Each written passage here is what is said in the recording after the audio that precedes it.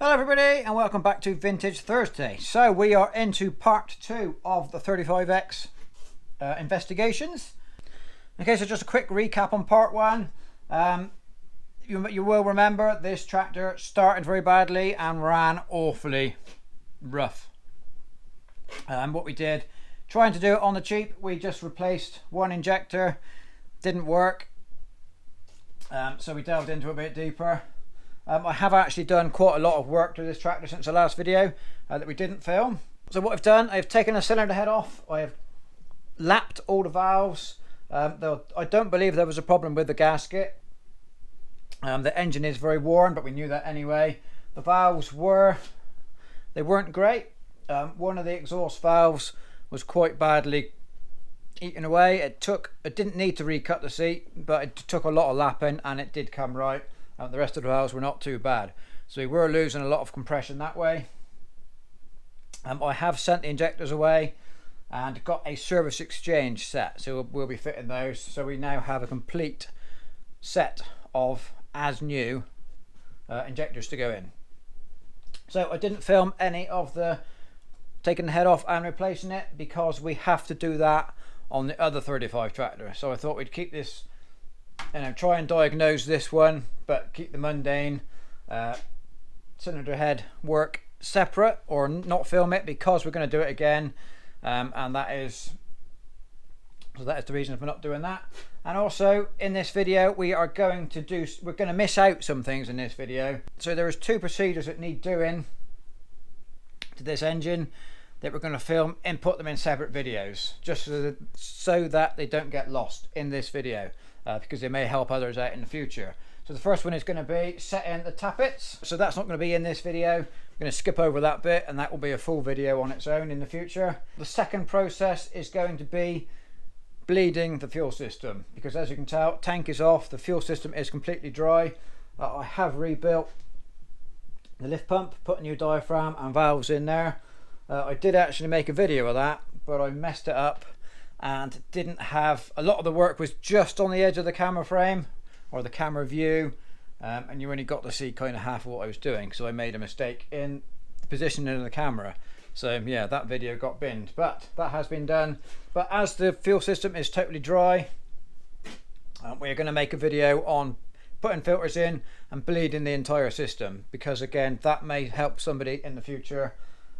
If you're new to vintage tractors, that's an important skill to have, to know how to bleed the fuel system. So we'll keep that separate, and hopefully that will give somebody some pointers in the future if they're trying to learn. That brings us up to date with where we are now. When I took the injectors out, they were pretty crusty. I have no way of testing them. I'm just assuming they were bad. Didn't get any feedback from the injector company, because they sent me fresh ones before they'd looked at mine. So I'm never going to know what was wrong with those. But I'm fairly confident, I'm going to say now, fairly confident, new injectors and the reground or the lapped valves will help. The engine is still worn, the bores are worn, but he should still start and run better than he did. Because when I first got my 35, that engine was very, very worn, but it still ran, but it still started and ran well. This does neither. So I'm confident it's going to work. So we will pick up the video again when the rocker shaft is back on. Tappets are done, rocker cover is on. Next thing we're going to do, we are going to put our reconditioned injectors, reinstall them, get the fuel lines on, and then we're going to be ready for bleeding up. And here we go, here is our new injectors. So these are a set of service exchange injectors, and they came from Sheaf Diesel Services. Okay, so that's who I got to sort these out for me. So what I did, I rang them up. I said, do you have a set of 35X injectors? He said, yep, we got these on the shelf. So what I did, I packaged them up, sent them away to Sheaf. I sent them on a 24-hour delivery service thing. So they arrived the next day. Sheaf rang me, said, yep, we've got your injectors. This is what it's going to cost you to get them done. They took a payment, and then they sent these back by return of post. So a very rapid service. It was like a 3 days turnaround, something like that. So that's pretty good going. Okay, so here we go. They are genuine CAV made in England. Got proper nice caps over all the holes and a new copper sealing ring in there. So these are ready to go in. So take off the cap.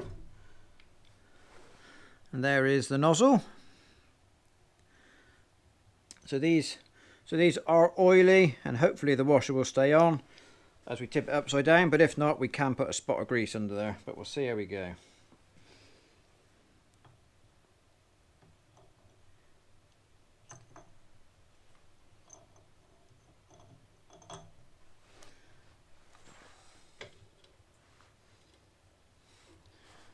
And just a nut and a washer, 2 nuts and 2 washers on each one. Okay, so all injectors are in, but they're not tightened up yet. They're just a little bit loose. So next job, we need to fit our leak off rail that takes the excess from each injector and feeds it back into the fuel filter. Before we can fix this, we've got some little fittings that screw into the injector, and then a banjo bolt goes through into there. So let's get those in. And then the final bolt has got the special fitting on the end that takes this pipe.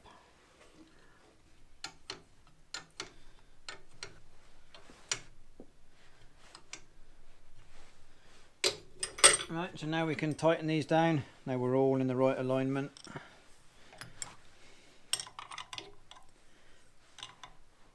So here's the injector pipes. I don't know which one goes where at this point, but you cannot get it wrong. They will either fit or they won't. So this is the end that goes down to the pump. So just try it in each one. It's clearly not that one, not that one. It's that one. Goes to number 3. The bottom one is finger tight. Top one we're going to leave slack for when we're bleeding.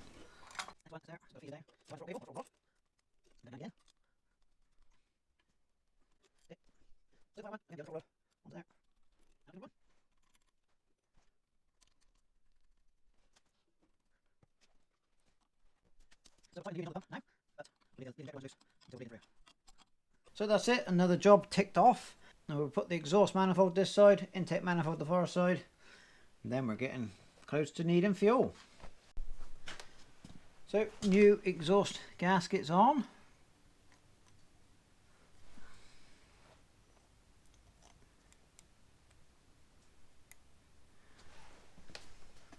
And the manifold.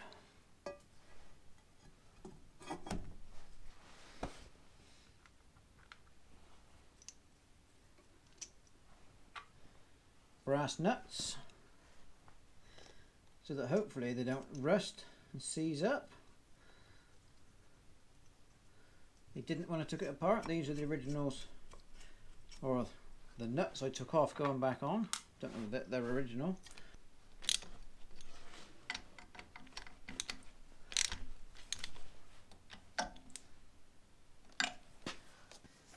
Okay, so you might see there's a weld repair to this elbow. He has clearly been cracked off before.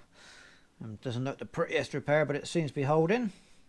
Okay, so now the left hand side of the engine is complete apart from fuel filters. Not a great deal more to do on the right hand side. Just put the air intake pipework back on, and we do need to check the air filter oil bath, because that's something I haven't looked at yet. And going by the state of the fuel system, yeah, I'm not expecting that to be much better, so we'll open that on camera and see what it's like. Anyway, right, let's get all this bolted back on, and then we're going to be getting close to fuel filters then.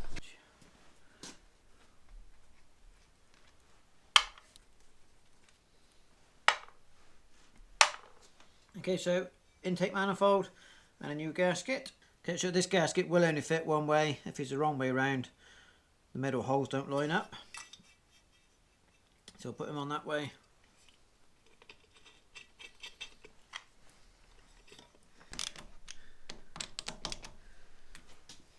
We'll stick in the thermostat back in.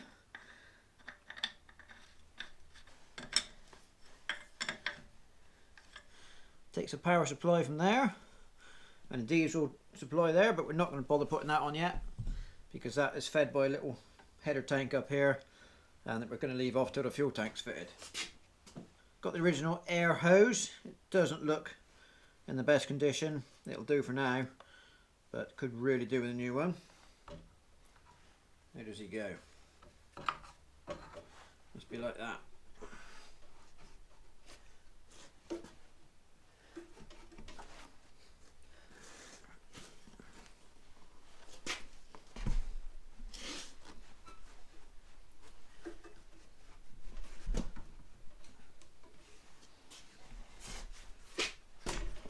There he goes. So you will notice we have got red battery cables. I have changed those. This one in particular was very badly cracked. It was done up, or the cracks were covered with electrical insulation tape. But when it was, I didn't feel it wasn't safe, couldn't send it back to the cricket club like that. Okay, so now we are onto the air cleaner bowl. So I have got temporary fuel pipes in the way, so we'll just ignore them. They're nothing. That goes round to the tap normally, but it's just diverted because we were running on a temporary fuel supply. So here we go. There's probably oil in there because it is pretty oily on the outside, so that's a good start.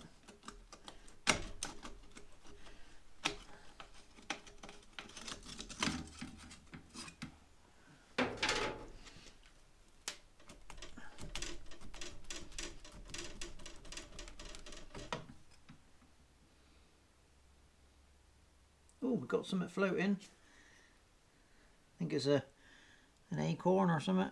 Half an acorn in there. A lot of dust and a lot of mankiness, but at least there's some oil in there. It could be worse. So let's see if anything. It's pretty black, pretty gloopy in the bottom. There's something falling out. There's our acorn.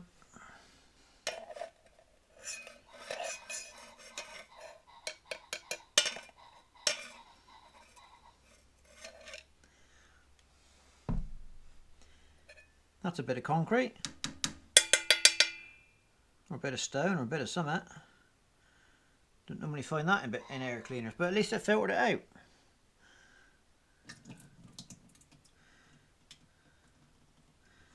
There's something else in there as well. Right, let's take that to the parts washer, give it a good clean. Not as bad as I was expecting, could have been worse. Okay, so we have now cleaned our oil bath and our removable strainer. So we need to top up the oil. It does say here exact oil level to this ridge here. So I'll just put a little bit in. It's not much, doesn't take a lot.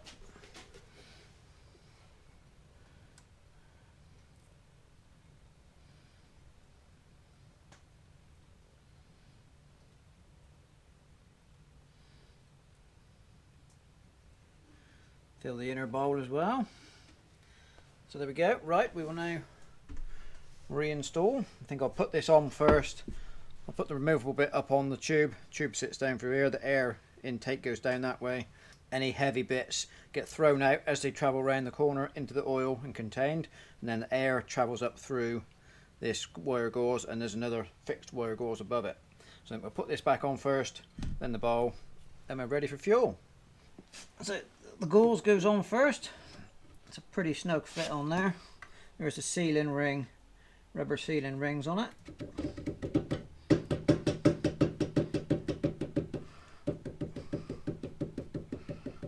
Just wiggle that up on. So you probably won't see the oil level in there, but it is up to the ridge.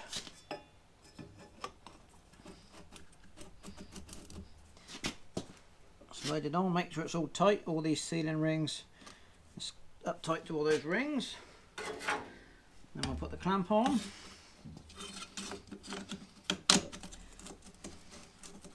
Right, that is air filter done. Okay, so like we said earlier in the video, we are going to separate bleeding the fuel system into a completely standalone video in the hope that it may help people that are looking to change their filters and bleed the system. And we'll show, I might show bits of it just quickly on time lapse. There will be a video coming not too long in the future of bleeding the entire fuel system.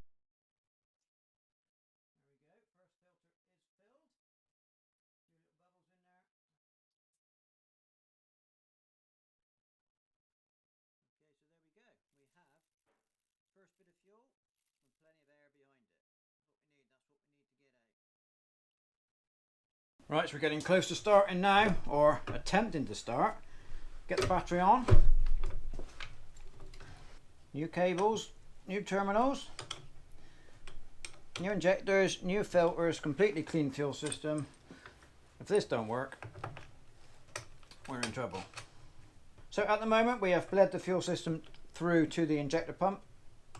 What we need to do now is crank it on the battery to fill the injector pipes.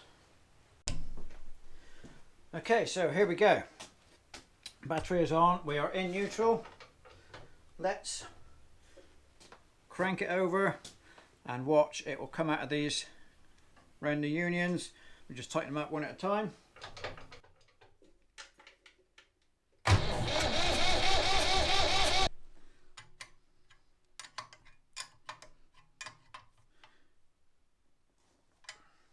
Okay, so we have fuel, we have oil, we have water. We're going to go for the start. Right, here it goes then. Let's see what happens.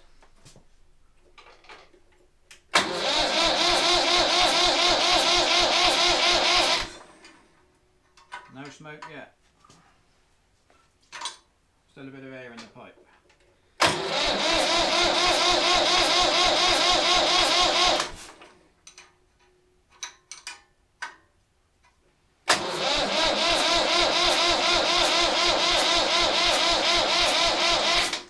So we've got some smoke coming now. Must be getting close. I've lost some spanner.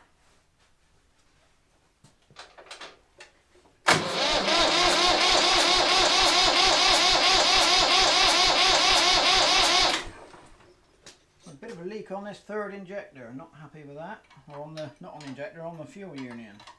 Right, so we are back on take 2 of starting. So we're a few days on from when we tried to start. So the issue we were having originally, this union here on the third injector wouldn't seal.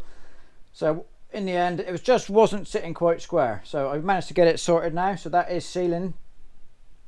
We went for another start, but I noticed the center injector, number 2, it was leaking gas, or it was leaking compression up past the injector.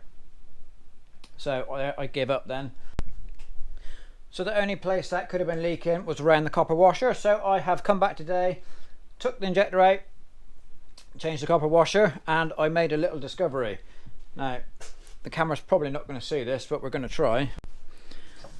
Okay, so we might get lucky. Well, if I put it down and I'll point at it with a screwdriver, get it in the light right. So just here, the copper washer is deformed a little bit.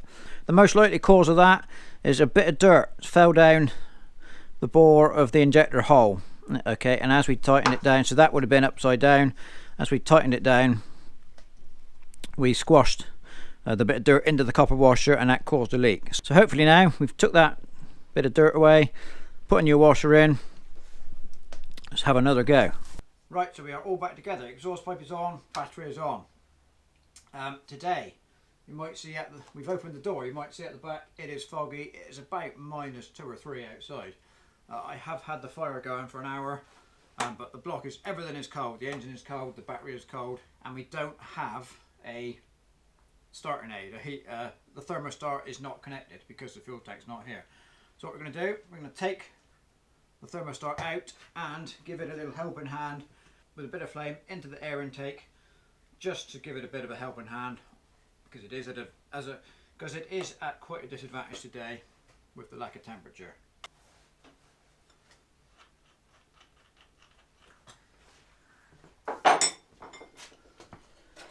Quick check, make sure we've not lost any water. That's still good.